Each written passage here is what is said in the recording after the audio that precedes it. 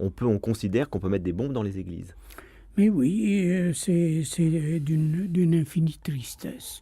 Cela C'est le contexte mêlé. politique qui explique ça, global, je dirais, de la situation de l'islam d'aujourd'hui face à l'Occident dominateur, ou comment vous expliquez qui est cette résurgence d'un fanatisme musulman? Ce fanatisme musulman répond, il faut bien je ne le justifie absolument Oui, pas, mais pour le mais il comprendre. répond à d'autres fanatismes.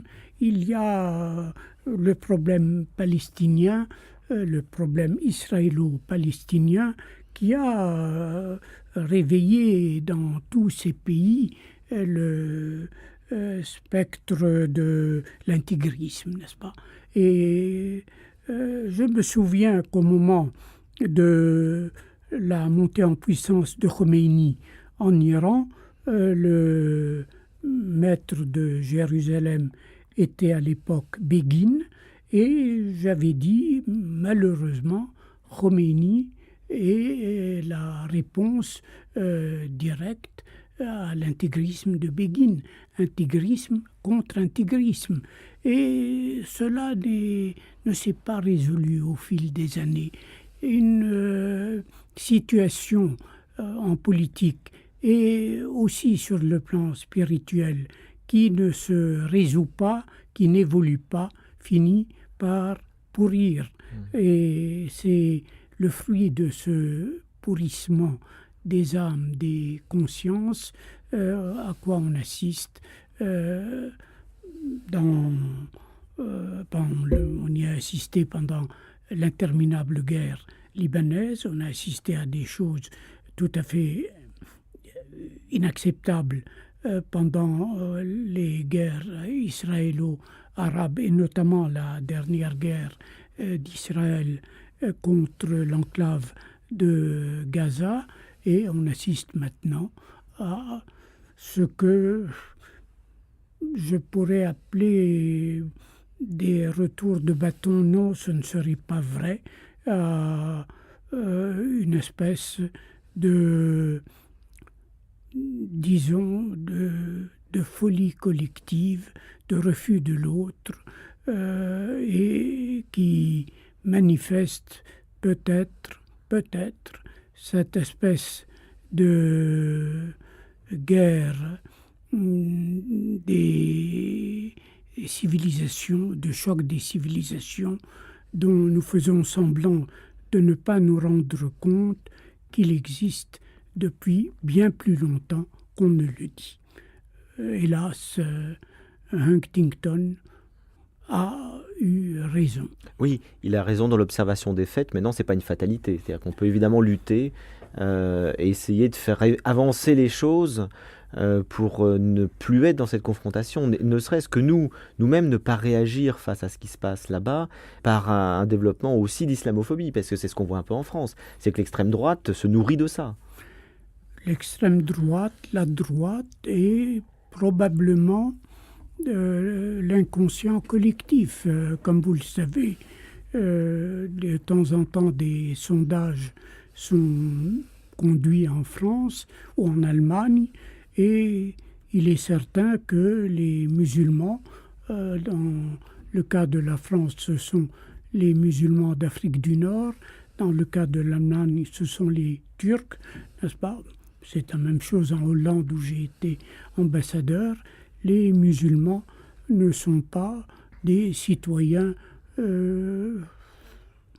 facilement acceptés et acceptables. Oui, donc il paye les frais de ce qui se passe effectivement, de cet extrémisme qui fait qu'on assimile un peu trop facilement le fanatisme avec le monde musulman dans son ensemble. Alors c'est un peu l'objet de cette émission, c'est donner finalement un autre visage de l'islam, parce que l'islam a plusieurs visages, il y a un visage politique, et puis il y a ce visage extrémiste dont on vient de parler, et puis il y a aussi ce visage mystique, ce visage spirituel qui traverse toute l'histoire de l'islam dont on va parler. Mais avant, on va faire une toute petite pause musicale en écoutant de la musique soufie arabo-andalouse, puisque vous nous avez dit qu'effectivement il y avait eu ce moment de rencontre très fort des trois monothéismes en Andalousie.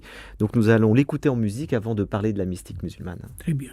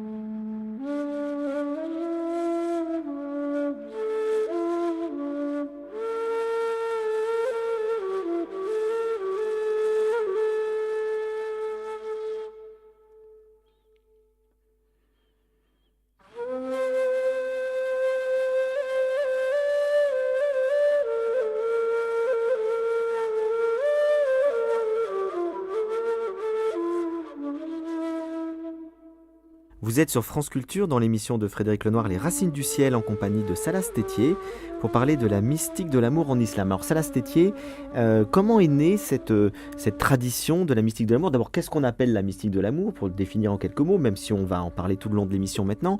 Et dans quel contexte c'est apparu après la mort du prophète? Le Coran, parce qu'il faut remonter à lui, le Coran ne parle pas de l'amour. Dieu est, je dirais, au-delà de l'amour. Il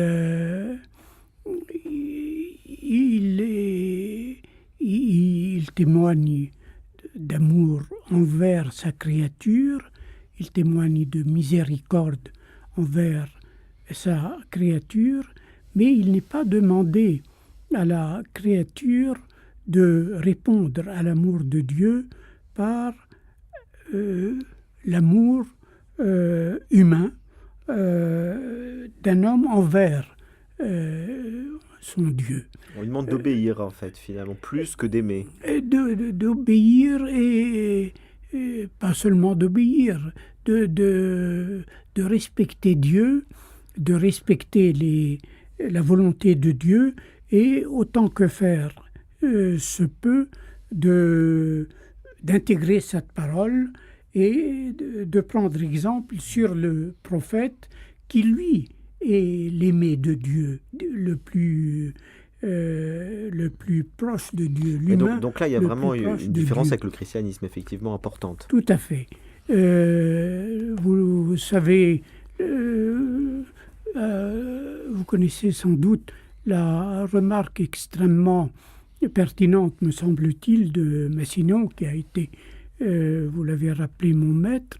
Massinon disait que les trois abrahamismes, au fond, étaient établis sur les trois vertus théologales, qui sont la foi, l'espérance et la charité, sauf que le judaïsme a insisté sur l'espérance, le christianisme sur l'amour, la passion du Christ, et l'islam qui signifie abandon ou abandonnement à la volonté de Dieu, sur la foi.